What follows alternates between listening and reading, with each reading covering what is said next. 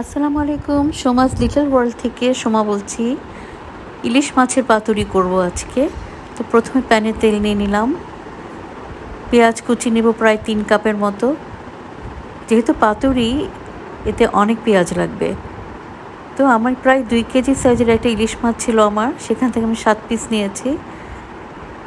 তো 2টা তেজপাতা নিয়ে নিলাম, নিয়ে ভাজতে থাকবো যতক্ষণ এটা গোল্ডেন ব্রাউন হবে।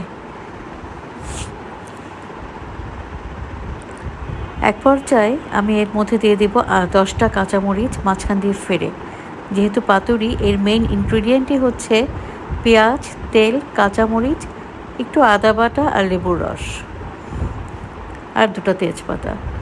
দিয়ে দিলাম কাঁচামরিচ কুচি না, কাঁচামরিচের ফালি দিয়ে আবারও নাড়তে থাকবো যতক্ষণ না পেঁয়াজটা আরেকটু ভাজা ভাজা হবে এবং কাঁচামরিচগুলো একটু ভাজা ভাজা হবে। এই পর্যায়ে দিয়ে দিব আমি ইলিশ মাছের পিসগুলি।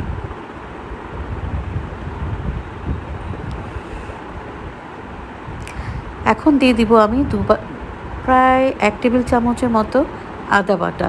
এটা আমার দেখাতে পারিনি, মিস হয়ে গিয়েছে, কিন্তু আপনারা এটা দিয়ে দিবেন। তারপর মাছগুলিকে আবার উল্টিয়ে নেব। উল্টিয়ে পাল্টিয়ে আমি মশলার সাথে এই পেঁয়াজ ভাজা, কাঁচামরিচ ভাজা সাথে ভালো করে এটাকে মিশিয়ে নেব। এখন দিব আমি একটু লেবুর রস। পাতুরিতে আমার একটু লেবুর রস লাগবে। লেবুর রস দেব আমি প্রায় 2 চা চামচের মতো। দিয়ে তারপর আমি মাছটাকে আবার উল্টিয়ে পাল্টিয়ে নিয়ে লেবুর রস এবং ভাজা পেঁয়াজ, তেল, লবণ সব কিছুর সাথে একটু মিশিয়ে নেব।